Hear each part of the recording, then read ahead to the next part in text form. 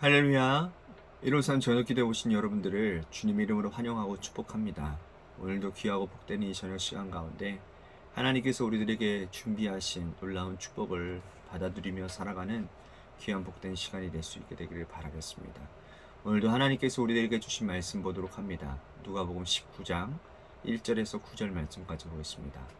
누가복음 19장 1절에서 9절 말씀까지입니다. 우리 같이 한 목소리로 다 함께 봉독하도록 하겠습니다. 시작. 예수께서 여리고로 들어가 지나가시더라.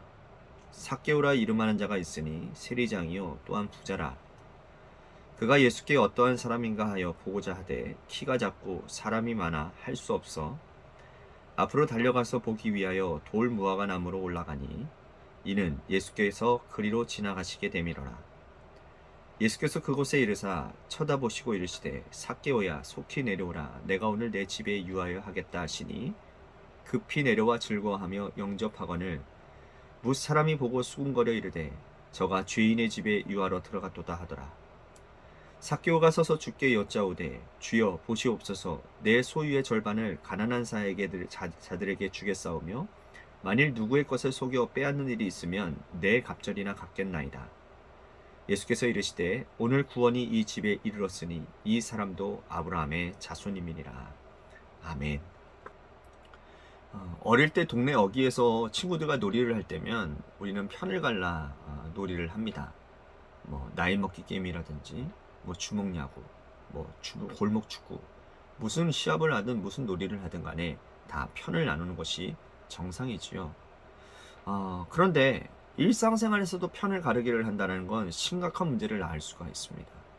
성향이 같은 사람, 기질이 같은 사람, 정치 이념이 같은 사람이 내 편이 되고, 나와는 좀 삶의 궤적이 다른 사람, 정치 이념이 좀 다른 사람, 기질과 성향이 다른 사람이 상대편이 되어져서 내가 하는 모든 일들은, 내 편이 하는 모든 일들은 무조건 옳고 다른 생각을 하는 사람들은 무조건 틀렸다고 생각한다고 한다면 그 사회에는 미래가 없는 것입니다. 그런데 불행하게도 오늘날 이 사회가 그렇게 극단적인 양극화로 진행되어지고 있다는 것을 여러분들은 잘 알고 있을 것입니다. 정치인들의 그런 모습을 보면 알 수 있지 않습니까?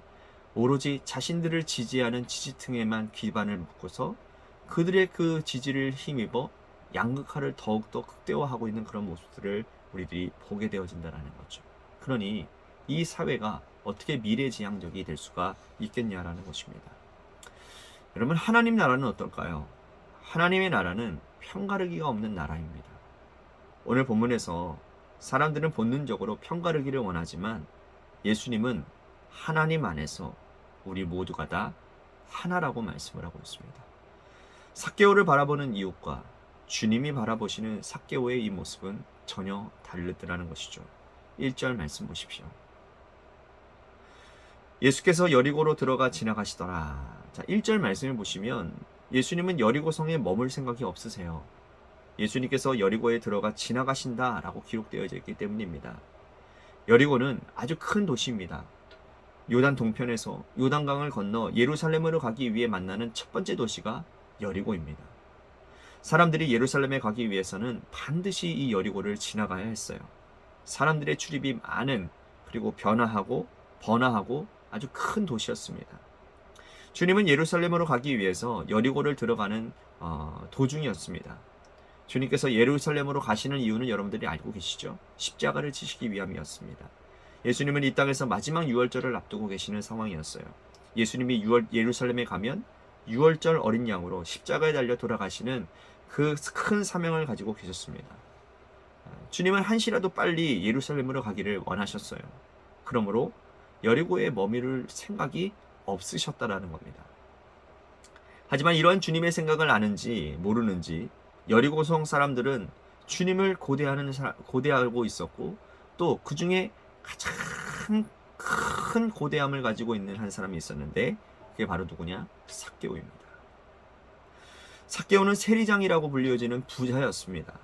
여리고라고 하는 큰 도시, 상업이 발달하고 사람들이 많이 모여든 도시의 세리장이라고 한다면 이 사람의 재산은 우리들이 가늠할 수 없을 정도로 어마어마할 것입니다. 엄청난 부자였을 것입니다. 돈으로 안 되는 것이 없지만 그에게 돈으로 안 되는 것이 있었는데 그게 뭐냐? 3절과 4절 말씀 보십시오. 그가 예수께서 어떠한 사람인가 하여 보고자 하되 키가 작고 사람이 많아 할 수 없어 앞으로 달려가서 그 보기 위하여 돌 무화과 나무에 올라가니 이는 예수께서 그리로 지나가시게 되밀어라. 돈이 아무리 많아도요 주님을 만날 수가 없는 겁니다. 키가 작고 사람이 많아서 인파를 뚫고 주님 보는 것이 불가능했다라는 거죠. 그는 체면불구하고 돌 무화과 나무로 올라갔습니다. 주님을 보고자 하는 간절한 열망이 있었던 것이죠. 그는 애초에 주님과 대화하는 것은 기대도 하지 않았습니다.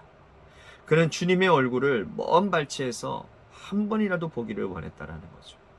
그래서 돌 무화과 나무에 올라간 것입니다. 예수님과 일행이 삭개오가 올라가 있는 이 돌 무화과 나무 아래로 지나가고 있었습니다. 그때 주님의 눈과 이 삭개오의 눈이 마주치게 된 것이죠. 5절과 6절 말씀 보십시오. 예수께서 그곳에 이르사 쳐다보시고 이르시되 삭개오야 속히 내려오라. 내가 오늘 내 집에 유하여 하겠다 하시니 급히 내려와 즐거하며 영접하거늘. 주님의 눈과 삭개오의 눈이 마주치는 순간 주님은 삭개오의 눈에서 간절함을 읽어내실 수 있었습니다. 주님을 갈망하는 삭개오의 눈을 보았던 것이죠. 외로움 가운데 살며 주님을 한 번이라도 만나봤으면 좋겠다라는 간절한 눈빛을 읽어내셨던 것입니다. 주님은 십자가를 향하는 발걸음을 멈추시고 예루살렘으로 속히 가야 했지만 삭개오를 불러내셨습니다. 내가 오늘 너희 집에 유하여야 되겠다. 삭개오는 너무 기쁜 나머지 속히 내려와 주님을 영접합니다. 그런데 문제는 주님과 삭개오를 보고 있던 사람들의 태도였다라는 거예요. 7절 말씀 보십시오. 뭇 사람이 보고 수군거려 이르되 저가 죄인의 집에 유하러 들어갔도다 하더라. 사람의 태도들을 보십시오. 그들이 하는 말을 들어보십시오. 사람들이 수군거립니다. 사람들은 삭개오를 죄인이라고 단정짓고 있습니다. 이미 그들의 마음에서부터 삭개오와 자신의 삶을 구분짓고 있음을 우리는 알 수 있는 것이죠. 그를 죄인이라고 부르는 순간 나는 의인이 되는 거죠. 그 사람을 악한 사람이라고 부르는 순간 나는 선한 사람이 되는 거죠. 그 사람을 상종 못할 사람이라고 내가 부르는 순간 나는 괜찮은 사람이 되는 겁니다. 이렇게 편가르기가 시작되는 것이죠. 어느 누구도 삭개오의 내면에서 일어나는 갈등, 사람을 그리워하는 마음을 읽어낼 생각이 없습니다. 그리고 세리이고 죄인이고 그리고 저 사람은 상종하지 못할 사람이라고 단정짓고 다른 사람이라고 편가르고 있다라는 거예요. 그런데 주님은 달랐습니다. 삭개오의 회개를 받으시고 그와 동네 사람들에게 선포하십니다. 9절 말씀 보십시오. 예수께서 이르시되 오늘 구원이 이 집에 이르렀으니 이 사람도 아브라함의 자손이미로다. 유대인들은 스스로 아브라함의 자손이라고 여기고 삭개오는 아브라함의 자손이 아니라고 선을 그었지만 주님은 이 사람도 아브라함의 자손이라고 말씀하고 있습니다. 사도 바울은 에베소서 2장 16절 말씀 14절 말씀에 보면 그는 우리의 화평이신지라 둘로 하나를 만드사 원수된 것 곧 중간에 막힌 담을 자기의 육체로 허셨다라고 말씀을 하십니다. 우리 주님이 하신 일입니다. 사람들이 인위적으로 쌓아 올린 장벽들 중간에 그 막힌 담을 예수님이 육체로 허물으셨다라는 거예요. 예수님께서 십자가에 달려 돌아가시는 그 순간 성소와 지성소를 나누고 있던 성전의 휘장이 위에서부터 아래로 찢겨져 나가버렸습니다. 그 후로부터는 어느 누구도 성소와 지성소를 나누지 못합니다. 어느 누구도 직분의 담이 되지 않습니다. 어느 누구도 혈통이 사람을 갈라놓을 수 있는 수단이 되지 못합니다. 유대인이나 이방인이나 헬라인이나 그 어떤 사람이라도 주님 안에서 하나가 되는 것이죠. 우리는 어떻습니까? 우리는 일반적으로 선을 긋고 편가르기를 좋아합니다. 사단이 부추기지요. 사단은 우리의 마음속에 속삭입니다. 저 사람은 너와 다른 사람이니까 가까이 하지 마라. 우리는 사람에 대한 심적인 장벽이 많이 있습니다. 하지만 주님은 말씀하는 겁니다. 내가 허물어 놓은 장벽을 왜 다시 쌓으려고 하느냐? 오늘도 우리는 많은 사람들을 만날 것입니다. 하나님께서 말씀하신 이 사람도 아브라함의 자손이다. 이 말씀을 여러분들이 기억하시고 여러분들의 삶에서 만나는 그 모든 관계 가운데서 여러분 그들과 소통하며 사랑하며 지내는 여러분들의 인생이 되셔야 될 줄로 믿습니다. 오늘 말씀을 생각하면서 우리 같이 결단하며 기도했으면 좋겠습니다. 언제나 하나님의 사랑을 받고 이웃을 사랑하는 사람이 되기를 원하오니 그 주님의 마음과 생각을 우리에게 허락하여 주시옵소서라고 오늘 말씀을 생각하며 우리 같이 기도하기를 소망하겠습니다. 또 한 가지 우리 교회를 위해서 기도했으면 좋겠습니다. 오늘 말씀과 좀 이어져서 우리 교회가 편가르기에 힘쓰는 교회가 아니라 서로 주 아래서 화목되어져서 목사부터 시작해서 우리 장로님들, 권사님들, 집사님들 온 성도들이 같은 마음, 같은 뜻, 같은 열매, 같은 뜻으로 하나 되어지는 공동체가 되어지도록 인도해 주시옵소서라고 우리 교회를 위해서 기도했으면 좋겠습니다. 또한 재개발 가운데 놓여진 우리 교회를 위해서 우리 간절히 기도했으면 좋겠습니다. 구체적으로 제가 말씀드리면 우리 재개발 가운데서 먼저 하나님의 성전 건물이 아니라 우리의 육신과 우리의 영이 먼저 하나님 앞에 제대로 된 성전을 준비하는 그러한 기회가 되도록 인도해달라고 우리 같이 기도했으면 좋겠습니다. 우리가 준비되어 있지 않으면 아무리 건물이 세워져도 그곳에서는 하나님의 영광이 또한 새로운 영혼들이 온다 할지라도 이곳에 함께할 수 없습니다. 그러니 이 재개발 기간은 우리의 몸된 성전을 먼저 준비하는 기간이라는 사실을 우리들이 기억했으면 좋겠고요. 이 일을 위해서 먼저 기도하시고 또한 구체적으로 우리 교회의 재개발 가운데 우리들이 참 재정적으로 많이 이 일들을 감당하기에는 참 어려움이 있습니다.